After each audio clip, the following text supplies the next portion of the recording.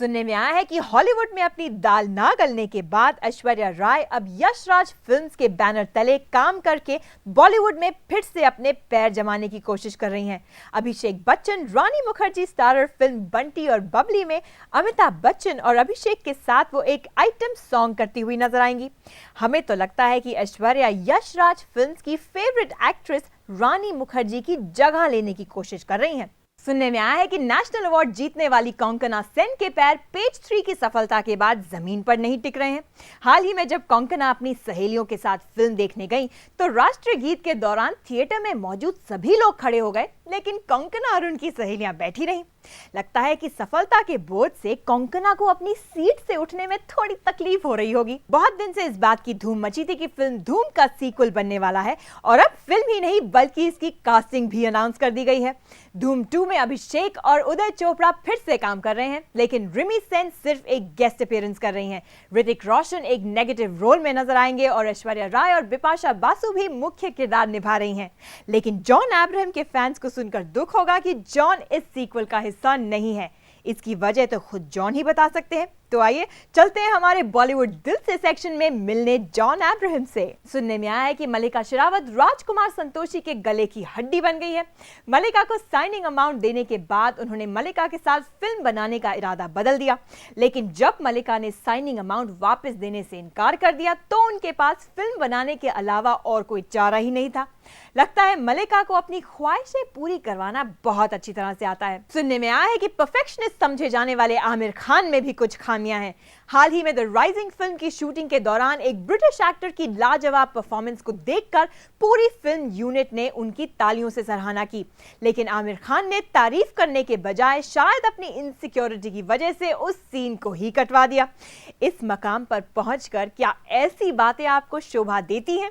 आज के एपिसोड में बस इतना ही। अगले हफ्ते फिर मिलेंगे करंट बॉलीवुड के एक और मसालेदार एपिसोड में। तब तक के लिए goodbye and take care. नमस्ते, मैं हूं श्वेता कवात्रा और आपका स्वागत है करंट बॉलीवुड में। शुरुआत करते हैं इस खबर के साथ।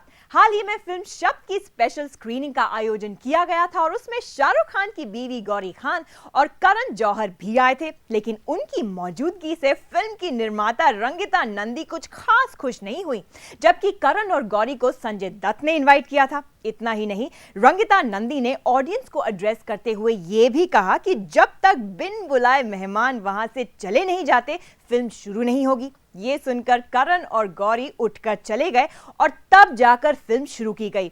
गलती का एहसास होने के बाद रंगिता ने शाहरुख और करण को कई बार फोन किया, पर अब इन माफी के शब्दों का क्या फायदा रंगिता? अभी तो आपने इंडस्ट्री में कदम रखा है, अभी तो आपकी खुद की पहचान भी नहीं बनी। कम से कम लोगों को पहचानना तो सीख लीजिए। ये तो सभी जानते हैं कि फिल्म मार्केट की शूटिंग के दौरान मनीषा कोइराला और आर्यन वैद के बीच बढ़ती नजदीकियों की काफी अफवाहें उड़ी थी, लेकिन उस वक्त दोनों ने सिर्फ अच्छे दोस्त होने की बात कह के टाल दिया था। लेकिन हाल ही में आर्यन वैद ने एक इंटरव्यू में कबूल किया है कि उन दोनों का अफेयर था, लेकिन मनीषा किसी दूसरे से भी नजदीकियां बढ़ाने लगी थी, इसलिए ये रिश्ता टूट गया। आर्यन ने यहां तक भी कहा है कि उनकी और मनीषा के बीच की बहुत सी खूबसूरत यादें हैं जिन्हें नहीं भुलाया जा सकता। आर्यन, आपकी बात तो समझ में आई, लेकिन क्या मनीषा के पास भी उन यादों के कुछ हिस्से बाकी हैं या फिर भूल गई? खैर, आपकी बात आप ही जाने। एनीवे, बॉलीवुड से जुड़ी और खबरें सुनते हैं एकदम करंट सेगमेंट में।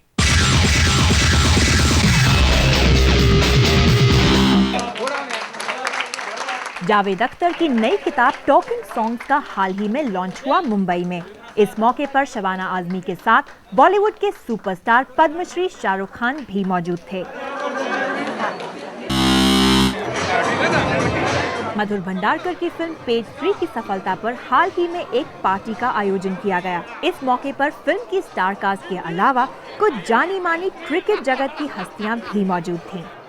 सुनने में आया है कि फरदीन खान ने अब आमिर खान और शाहरुख खान के नक्शे कदम पर चलते हुए ये फैसला किया है कि एक साल में वो सिर्फ 2 ही फिल्में करेंगे और इस तरह से वो अपने किरदारों पर ज्यादा ध्यान दे पाएंगे। लगता है फरदीन ये भूल गए हैं कि पिछले साल उनकी सिर्फ 2 ही फिल्में रिलीज हुई थी, फिदा और देव, जो बॉक्स ऑफिस पर बुरी तरह से फ्लॉप हो गई। अब जब फिल्मों के ऑफर्स ही नहीं आएंगे तो जाहिर सी बात है कि वो 2 से ज्यादा फिल्में करेंगे भी कैसे। ब्रेक पे जाने से पहले मैंने आपसे पूछा था कि फिल्म सत्यम शिवम सुंदरम में शशि कपूर और जीनत अमान से पहले किसे साइन किया गया था। इसका जवाब है राजेश खन्ना और मल्लिका साराभाई।